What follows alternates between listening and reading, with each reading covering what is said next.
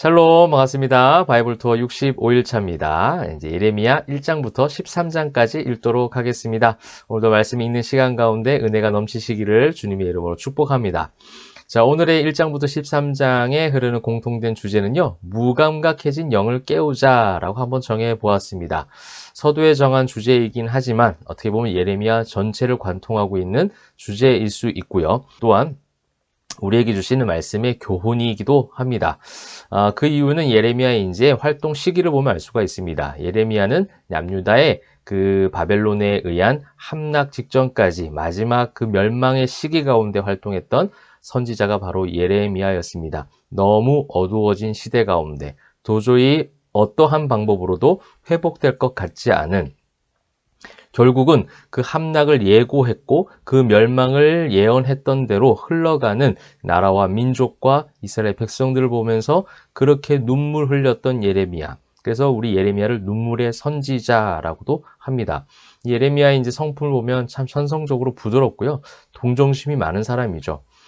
물론 심판을 선포해야 될 때는 굉장히 강한 면도 보이긴 했지만 오히려 그 온유한 성품인데 이 냉혹한 현실 가운데, 이 악한 현실 가운데, 이 어두움 가운데 빛을 비춰야 하고 되돌아오길 바라는 그 하나님의 마음이 바로 이 눈물의 선지자였던 그 눈물 속에 담겨졌던 그 예레미야의 사명이 소명을 우리는 발견하게 되는 겁니다. 또한 그 눈물은 또 누구의 눈물이겠습니까? 바로 하나님의 눈물 아니겠습니까? 그렇게 돌아오기를 바랬지만 그렇게 돌아오길 바라는 마음으로 하나님의 종들을 보내었고 그 종들을 통해서 회개를 선포하고 돌아오기를 권고하고 권면하였지만 끝내 그것을 외면했던 남유다 모든 왕들, 또 그들과 함께했던 백성들의 마지막 모습은 어떠한 모습으로 갑니까? 결국은 하나님 앞에 멸망을 경험하게 되는 것이죠. 자, 그렇다면 오늘 예레미야 말씀을 보면서 우리가 첫 번째 부분을 한번 살펴보도록 하겠습니다. 이 요시야 왕의 통치 기간 동안에 백성들에게 선포한 메시지들과 그가 행한 행동들이 오늘 여러분 1장부터 읽는 말씀 가운데 기록이 되어져 있습니다. 자, 1장 1절부터 19절은요, 예레미야의 소명이 나오죠. 이사야 때도 이사야 6장에서 이사야 소명이 나옵니다. 하나님은 어두운 시대 가운데 반드시 하나님의 사람들을 부르신다는 것을 여러분 잊지 마십시오. 이전에 우리가 봤던 성경에도 그런 말씀들이 나오지 않습니까? 그 어두운 시대 가운데, 가장 악한 왕조의 시대 가운데 누구를 부르셨죠? 바로 엘리야를 부르시지 않았습니까? 또한 엘리사를 계속해서 하나님께서는 그들의 모든 어두운 가운데 빛된 말씀을 선포할 수 있는 선지자로 하나님이 예비하시고 준비하셨던 것처럼, 사랑하는 성도 여러분, 저와 여러분이 이 어두운 시대 가운데 이 소명을 발견하고 이 소명대로 살아가는 그런 성도가 되면 좋을 것 같아요.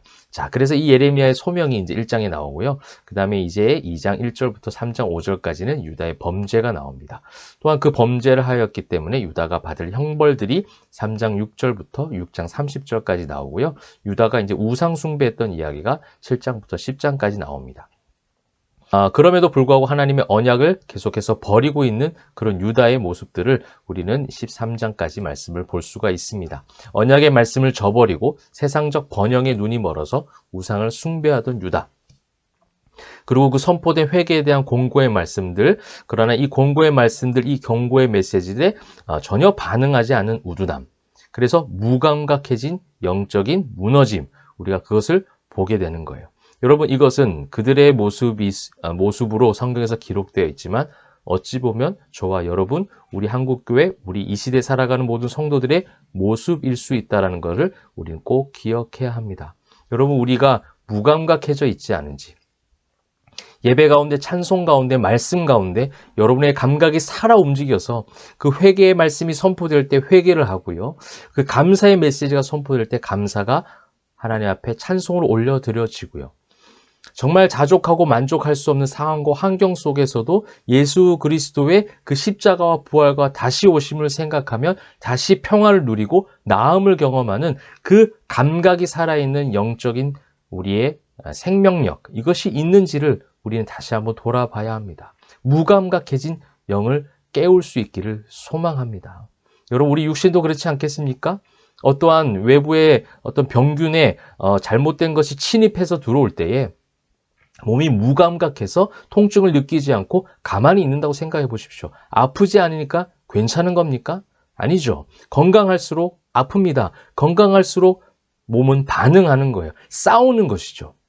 여러분, 우리 이 시대의 영적인 부분도 마찬가지입니다. 괜찮은 게 아니에요. 아프지 않으니까, 겉으로 보기에 괜찮으니까 그냥 덮고 지나가다 보면 세워라 흘러서 결국 다 지나가는 거야 라고 말하기에는 지금 우리가 그렇게 살아왔던 과거의 행적 때문에 얼마나 많은 어려움들을 겪고 있습니까? 얼마나 많이 교회가 지금 혼돈 가운데 있습니까? 우리 목회자들에게도 너무 많은 책임이 있습니다.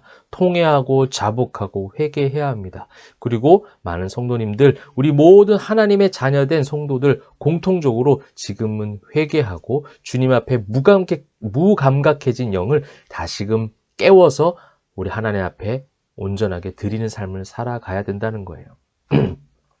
요즘 저희 포에마 교회 성도님들과 계속해서 개청 예배를 드리고 있는데요. 주일날 예배 드릴 때마다 정말 눈물 쏟고 그렇게 기도하고 말씀으로 그렇게 하나님 앞에 나아가고 있습니다. 얼마나 감사한지 몰라요. 여러분, 그 감각이 깨어나는 겁니다. 예배에 대한 감각이 생명력이 살아서 움직이기 시작한다는 거, 정말 그것만큼 행복한 것이 없다는 것을 요즘 들어서 정말 많이 경험하게 됩니다.